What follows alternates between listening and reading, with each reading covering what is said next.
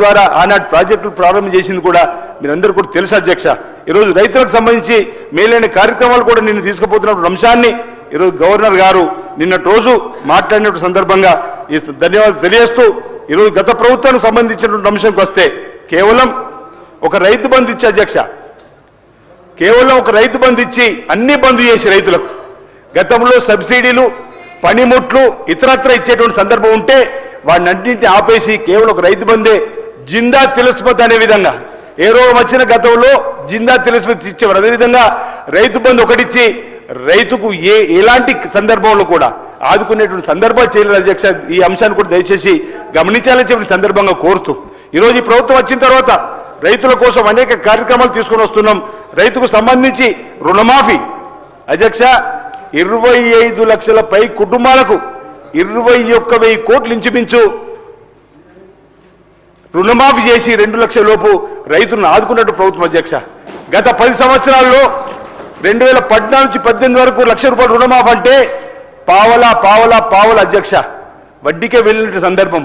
2018లో అధికారులకు వచ్చినప్పుడు ₹1,00,000 రుణమాఫీ అంటే కేవలం 11,000 పైచిల కోట్లు రిలీజ్ చేస్తే అందులో వడ్డీకి 8,000 కోట్లు అయింది, 4,000 కోట్ల రైతులకు వచ్చిన సందర్భం. కానీ ఈ ప్రభుత్వం ఇచ్చిన మాట కట్టుబడి ఇంచుమించు 21,000 కోట్లు 2 లక్షల లోపు ఉన్నటువంటి వారికి రుణమాఫీ చేసి కొత్తగా తిరిగి వాళ్ళు రుణము పొందేటువంటి అవకాశాన్ని ఆనాడు మన్మోహన్ సింగ్ గారు ప్రధానమంత్రి ఉన్నప్పుడు, వైఎస్ రాజశేఖర్ ముఖ్యమంత్రి ఉన్నప్పుడు మొదటిసారిగా అప్పుడు కూడా రుణమాఫీ అయినప్పుడు పాసు పుస్తకాలు రైతు చేతికి వచ్చినాయి. మళ్ళీ ఇప్పుడే రేవంత్ రెడ్డి గారి సర్కారులో ఇందిరమ్మ రాజ్యంలో రైతులకు పాసు పుస్తకాలు తిరిగి వచ్చి కొత్తగా రుణం పొందిన అధ్యక్ష.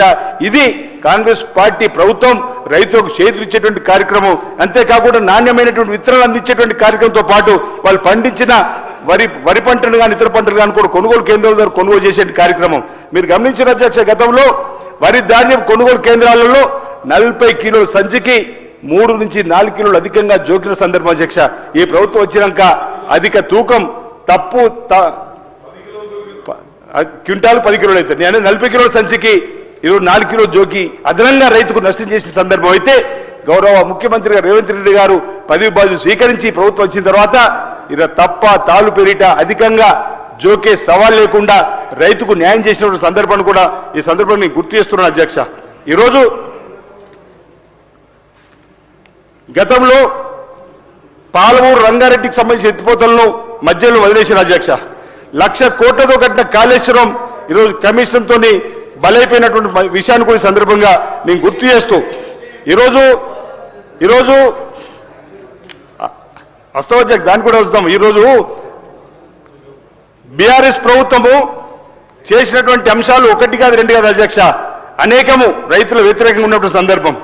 ఈరోజు ఈ ప్రభుత్వం వచ్చిన తర్వాత ఈరోజు ఇందిరమ్మ ఆత్మీయ భరోసా కింద భూమి లేని రైతు కూలీలకు కూడా 12,000 రూపాయలు ఇవ్వాలని అంటే అటు రైతుల సంక్షేమము ఇటు కూలీల సంక్షేమం చూడాలని చెప్పిన ఒక లక్ష్యంతో ఈ ప్రభుత్వం ముందుకు పోతున్నటువంటి తరుణంలో ఈరోజు రైతులకు సాగునీరు అందించాలని చెప్పని అనేక కార్యక్రమాలు అమలు చేస్తూ ముందుకు పోతున్నప్పుడు ఈ ప్రభుత్వం వచ్చిన తర్వాత కూడా తక్కువ ఖర్చుతో ఎక్కువ ఆయకట్టు వచ్చేటువంటి అనేక ప్రాజెక్టులు కూడా శరవేగంగా ముందుకు పోతున్నాయి అధ్యక్ష.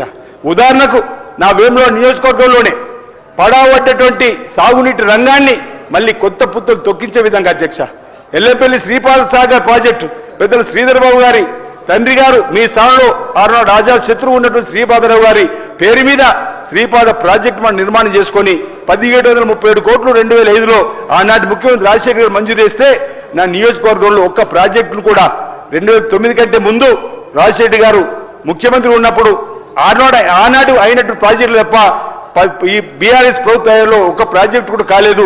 ఈ రోజు 10-14 మాసాల్లో ఇక్కడ మరిపల్లి రిజర్వాయర్ అనేది కానీ మా దగ్గర కలిగొడ సూరం ప్రాజెక్టు అదేవిధంగా లచ్చపేట దగ్గర కాలువల పనులు శరవేయించారు. అదేవిధంగా రాష్ట్ర వ్యాప్తంగా కూడా ఇరిగేషన్ పనులు వేగవంతం అవుతున్నట్టు సందర్భాన్ని చెప్పడానికి కోసం ఉదాహరణగా నేను చెప్పడానికి కోసం ప్రయత్నం చేసేటువంటి కార్యక్రమం చేస్తున్నా అధ్యక్ష. అదేవిధంగా సన్నవడ్లు పండించేటువంటి